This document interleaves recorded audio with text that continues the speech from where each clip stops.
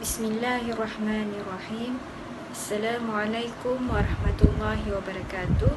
Nama saya Siti Ramzia binti Haji Muhammad Ramli 19 MP 008. Pada petang ini saya ingin membentangkan tentang kefahaman guru-guru terhadap falsafah pendidikan negara Brunei Darussalam. Adapun kandungan falsafah pendidikan negara Brunei Darussalam ialah pendidikan kebangsaan negara Brunei Darussalam adalah usaha yang berterusan, bersumberkan ilmu nakli dan ilmu akli ke arah memperkembangkan potensi individu secara menyeluruh bagi melahirkan insan yang berilmu, beriman, beramal, berkepandaian, bertakwa, amanah, bertanggungjawab serta berakhlak mulia.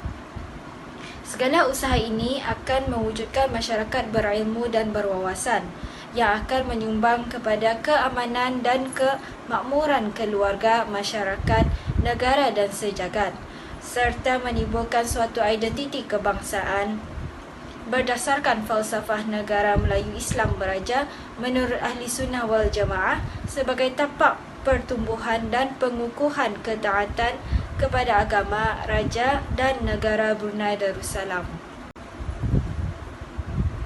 Lalu sejauh manakah kefahaman guru-guru tentang falsafah pendidikan negara Brunei Darussalam dan juga sejauh mana pengamalan mereka terhadap falsafah pendidikan negara Brunei Darussalam? Dalam kajian ini, pengkaji telah menggunakan borang soal selidik melalui Google Form yang diberikan dan diedarkan kepada guru-guru untuk menjawab soalan tersebut. Sebanyak 9 responden telah menjawab soal selidik tersebut.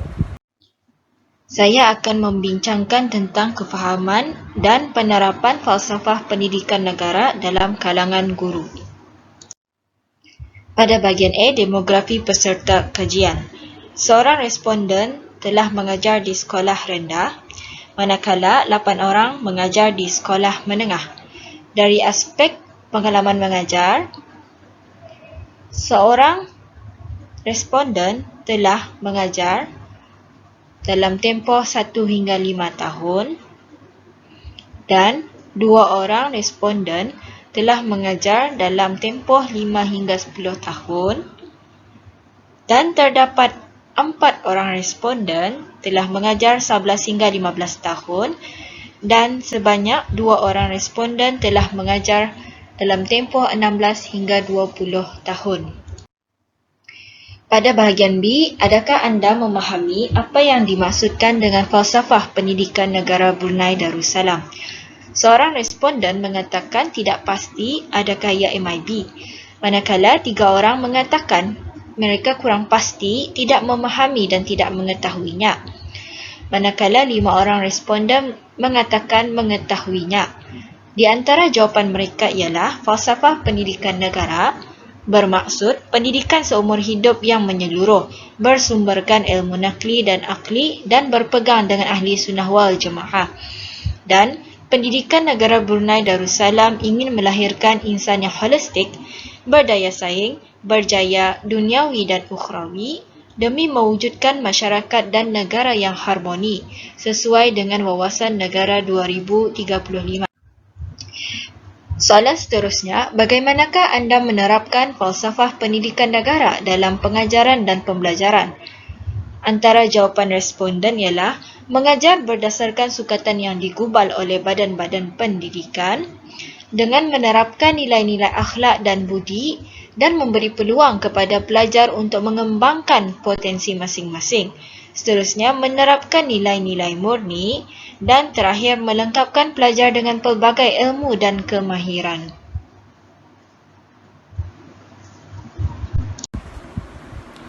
Hasil daripada analisis tersebut telah mendapati bahawa kurang pendedahan di sekolah-sekolah dan institusi pendidikan terutamanya guru-guru tentang falsafah pendidikan negara Brunei Darussalam. Dan ini boleh menyumbang kepada tiada pengamalan dan penghayatan dalam falsafah pendidikan negara Brunei Darussalam. Namun, setiap sekolah itu melaksanakan sistem pendidikan berdasarkan kepada misi dan visi mereka. dan didapati bahawa falsafah pendidikan negara itu tersirat dalam setiap visi dan misi sekolah tersebut.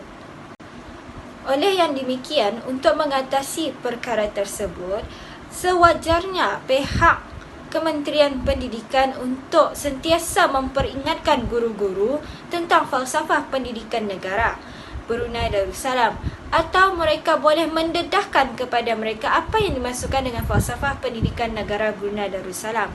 Yang kedua, pihak-pihak sekolah boleh menyediakan papan notis seperti papan kenyataan untuk menampalkan tentang falsafah pendidikan negara Brunei Darussalam yang sewajarnya perlu diketahui oleh guru-guru termasuklah juga pelajar-pelajar. Sekian, terima kasih.